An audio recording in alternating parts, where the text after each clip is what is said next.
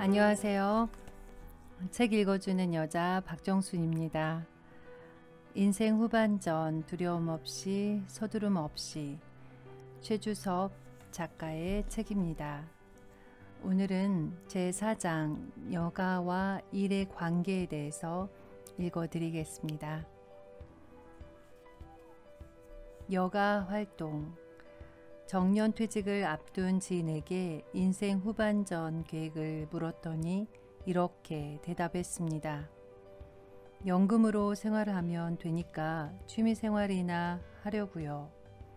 경제적 노후 준비가 비교적 잘 되어 있는 사람들은 이런 식으로 대답하는 경우가 많습니다.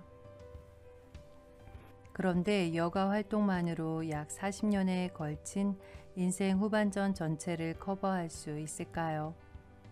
평균 수명이 짧았던 과거에는 환갑 언저리에 은퇴하여 여가 활동으로 소일하면서 약 10에서 15년의 여생을 마무리했습니다. 퇴직한 지인 중에 캠핑카 여행으로 인생 후반전을 시작한 분이 있는데 처음에는 행복하다고 무척 자랑하더니만 불과 2년도 채우지 못했습니다.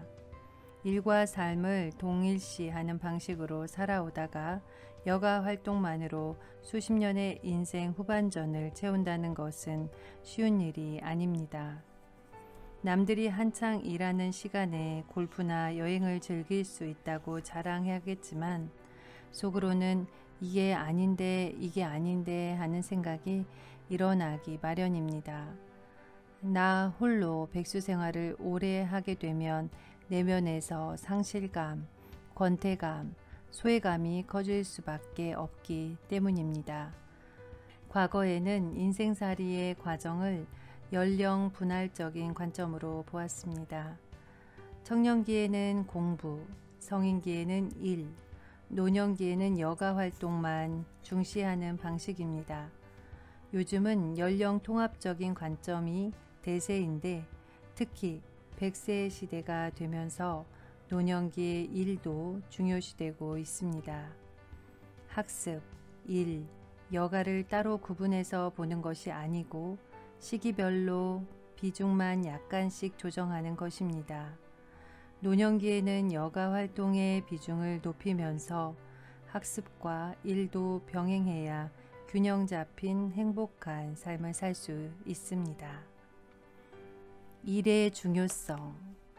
은퇴 설계 전문가로 유명한 미국의 리처드 제이 라이더 박사는 수만 명의 은퇴자들을 인터뷰한 결과를 몇 년 전 서울 은퇴 포럼에서 발표한 적이 있습니다.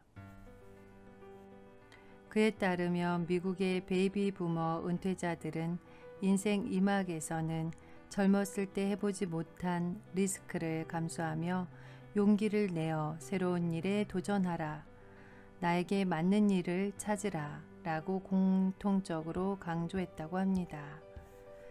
인생 후반전에서 무슨 일을 하면 좋을까요? 어디서 무슨 일을 하든 돈만 벌면 된다는 식으로 접근하면 결국 삶의 균형이 깨져서 불행해집니다.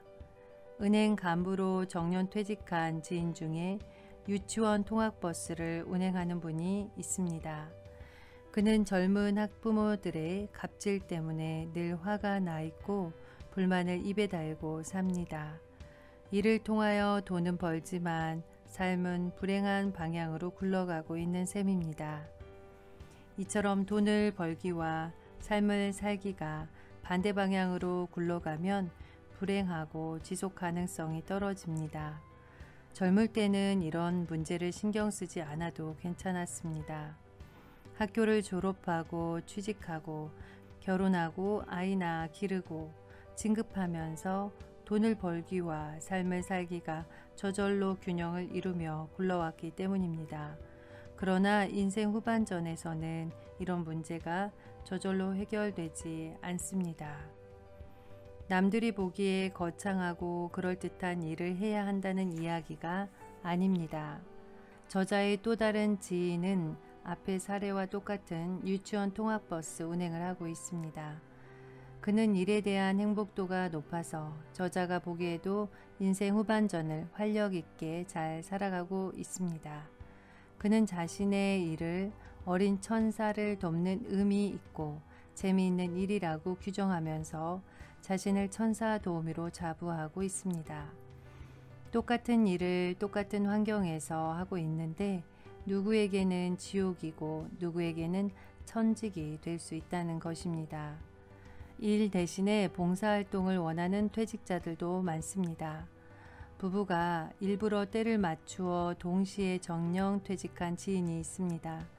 동시에 퇴직하면서 연금을 2배로 받을 수 있으니까 인생 후반전은 남들보다 부드럽게 진행되겠지요. 그러나 저자를 포함한 대다수의 퇴직자들은 경제적인 노후 준비가 부족한 상태이므로 셀프 부양을 위한 지속적인 경제 활동이 필요합니다. 저자가 그 부부에게 인생 후반전의 계획을 물었더니 여행 좀 다니다가 나중에 봉사활동이나 해볼 생각이다 라고 대답했습니다. 이처럼 인생 후반전에서 봉사활동을 원하는 사람들이 많은 이유는 무엇일까요? 우리가 인생 후반전에서 욕심을 내려놓고 살기로 작정해서도 사회적인 관계와 맥락으로부터 완전히 발을 뺀 채 살아갈 수는 없습니다. 사회적으로 쓸모없는 퇴물로서 평가받는 것은 누구나 원치 않는 일입니다. 따라서 인생 후반전에 어떤 새로운 일을 하지 않더라도 봉사활동과 같은 의미 있는 역할을 통해서 자존감을 유지하려는 심리적인 욕구가 내면의 밑바탕에 깔려 있습니다. 봉사활동은 좋은 것이니까 마음만 먹으면 언제든지 쉽게 할 수 있는 걸까요? 어느 대학의 호스피스 병동에서 초심을 유지하면서 오랫동안 봉사활동을 한 훌륭한 선배가 있습니다. 이 선배는 특별히 예외적인 사례입니다. 실제로 대부분의 퇴직자들은 자신이 잘할 수 있는 봉사활동에 제대로 연결되지 못하고 있습니다. 종교 이외의 일반 시설에서 자신이 원하는 봉사활동을 찾는 것조차도 쉬운 일이 아닙니다. 대다수의 퇴직자들은 봉사활동에 대한 막연한 기대만 갖고 있다가 결국 흐지부지 끝나버리기 일쑤입니다. 저자는 인생 후반전을 어떻게 준비할 것인가를 주제로 공공도서관 등에서 교육 봉사활동을 꾸준히 펼치고 있습니다. 오히려 봉사활동에만 전념하는 것은 아니고 50대 50의 비중으로 일반 기업 대상의 유료 강연도 진행하고 있습니다. 저자에게 있어서 봉사활동은 다양한 의미가 있습니다. 봉사활동은 삶의 만족도를 높여주고 자기개발과 경제적인 노후 준비에도 도움을 줍니다.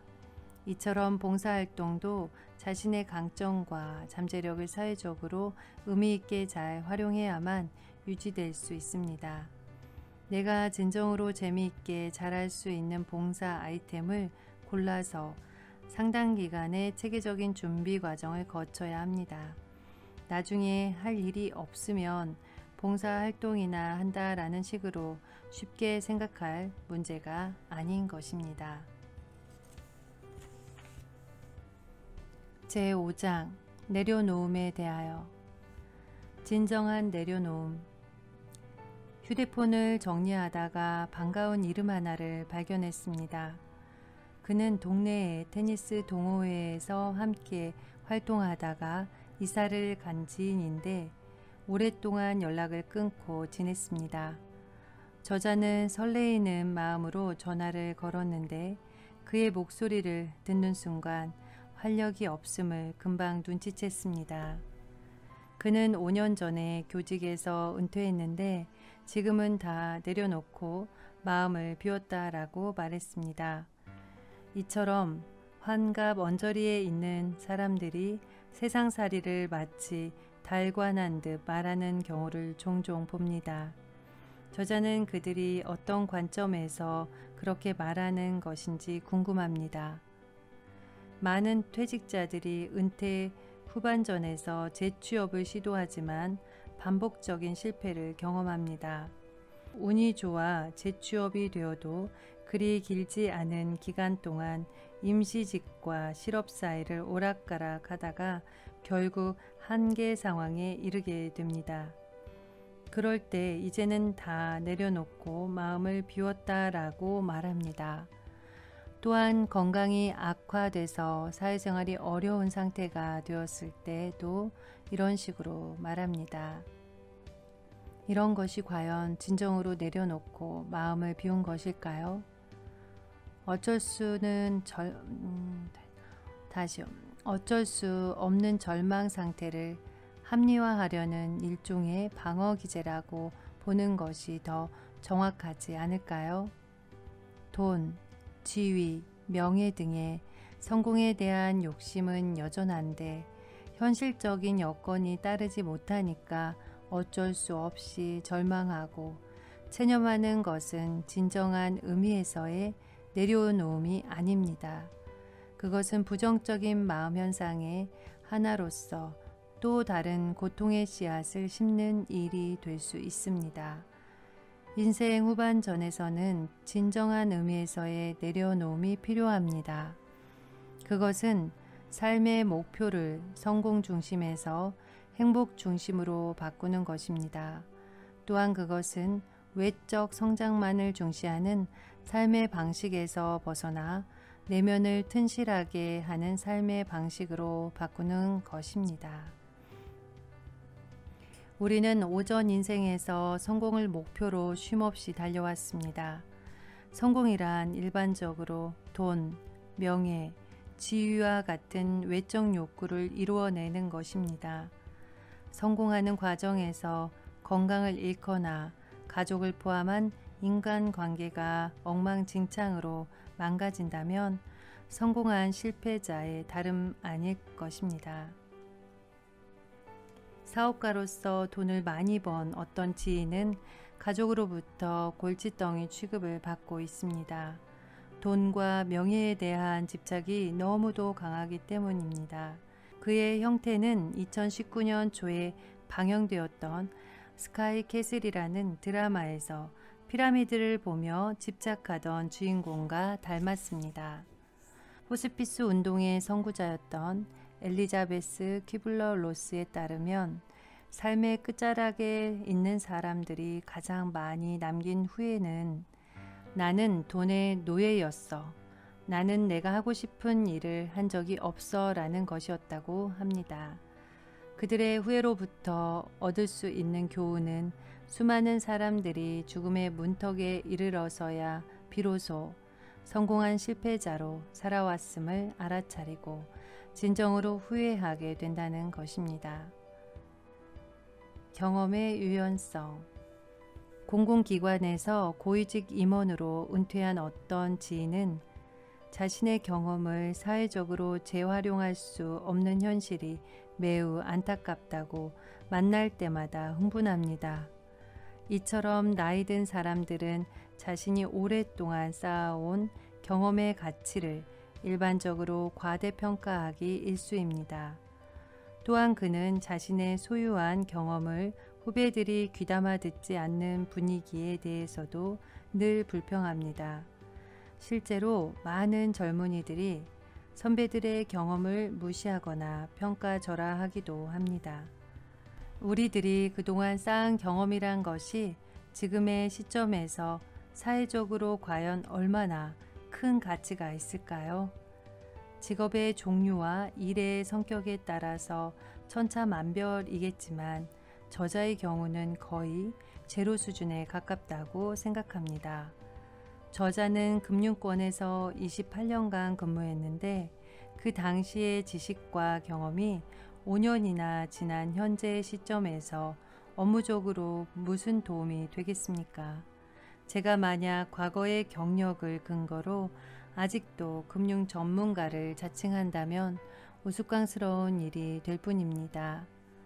과거의 상황에 맞도록 그때그때 만들어졌던 경험을 현재 시점에서 남들에게 그대로 적용하려고 밀어붙이는 것이 고정관념입니다.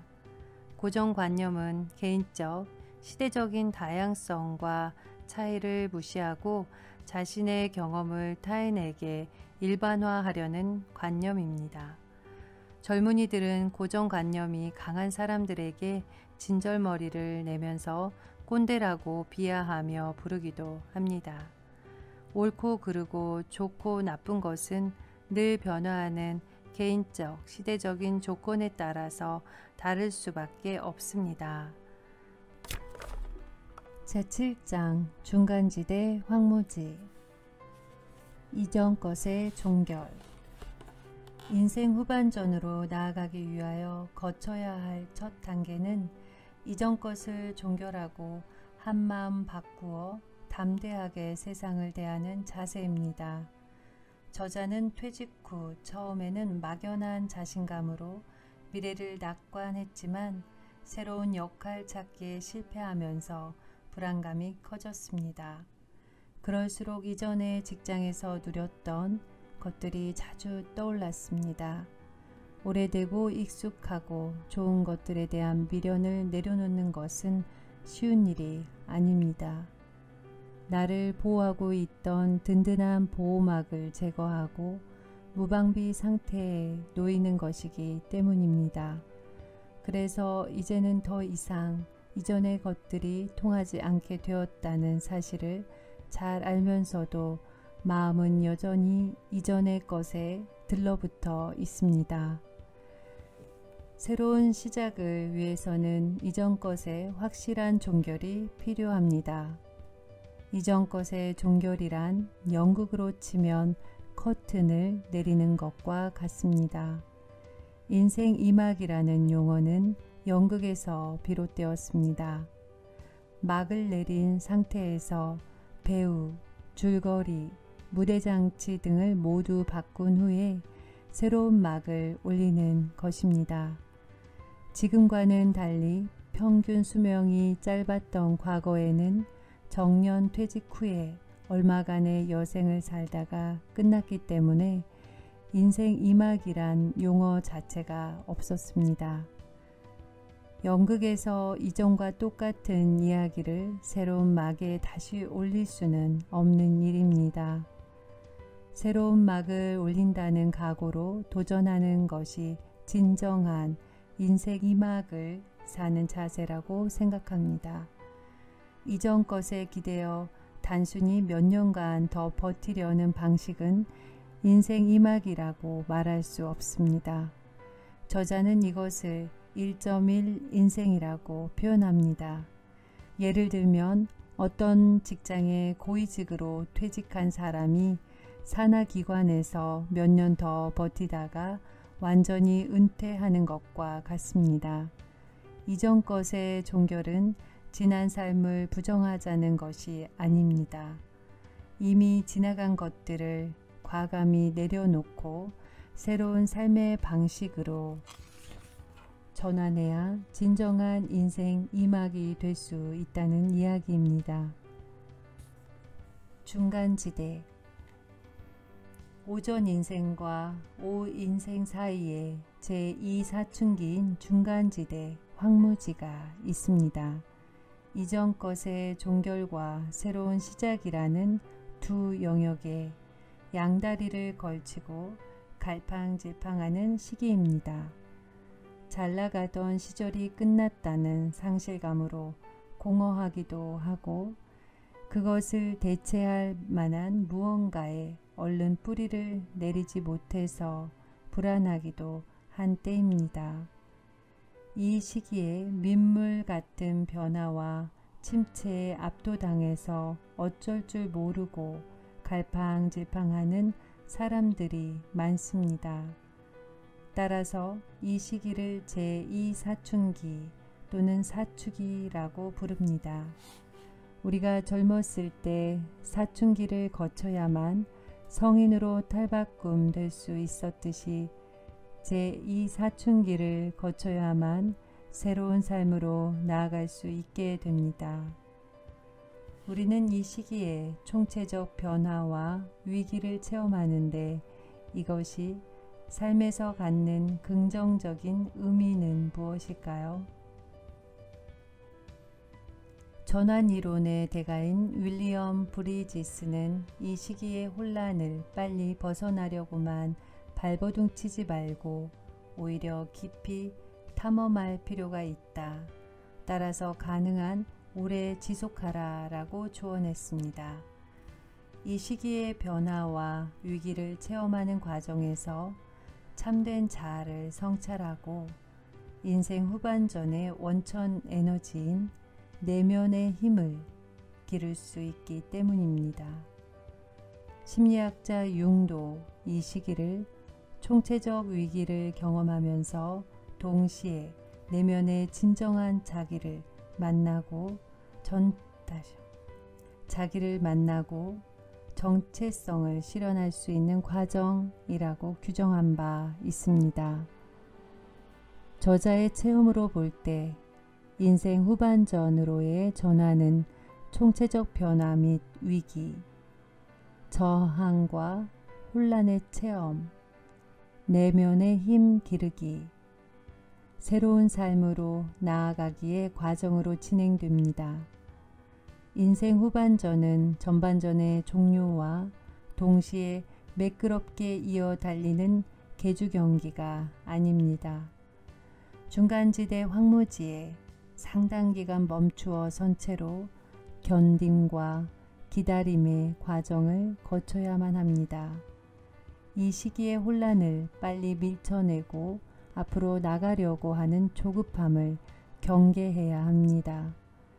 인생 후반전을 망치는 결정적인 실수는 조급함 때문에 일어납니다. 새로운 시작. 정년퇴직은 이전 것의 종결과 새로운 시작을 알리는 동시 신호입니다. 섹스피어의 희극에는 온 세상은 무대이고 모든 여자와 남자는 배우라네. 그들은 등장했다가 퇴장하지요 라는 대사가 있습니다. 우리가 삶의 무게를 벗어날 수 없는 배우라면 여러분은 과연 두 번째 무대에서 어떤 배역을 희망하며 이를 위하여 어떤 준비를 해야 합니까? 이 질문에 대하여 예상외로 많은 사람들이 꿀먹은 벙어리처럼 아무 말도 못합니다. 어떤 사람은 젊었을 때 내가 이런 사람이었다라는 자랑을 입에 달고 삽니다. 이것은 과거의 우월감을 끌어다가 지금의 공백을 숨기려는 부정적인 심리입니다. 과거에 장관을 했든 삼성 장군을 했든 국회의원을 했든 이미 사라진 배역에 연연할 이유가 무엇입니까? 신화학자 조셉 캠벨의 말처럼 인생 일막을 원만하게 마쳤다는 것은 영웅으로서의 삶의 여행을 끝내고 또다시 새로운 영혼이 탄생하는 이막을 살기 위한 전환의 경험을 하고 있는 것입니다. 삶은 비우고 다시 도전하는 과정의 연속입니다. 사람들이 인생 후반전을 살아가는 모습은 대체로 세 가지가 있습니다. 첫째는 60 플러스 40의 유형으로서 후반전 40년을 여생으로 보내는 것입니다. 둘째는 60 플러스 10 플러스 30의 유형으로서 10년 정도를 오전 인생의 언저리에서 연장전으로 버티다가 나머지 30년을 여생으로 보내는 것입니다. 셋째는 60 플러스 30 플러스 10의 유형으로서 30년을 두 번째 인생 이막으로 살고 마지막 10년을 여생으로 마무리하는 것입니다.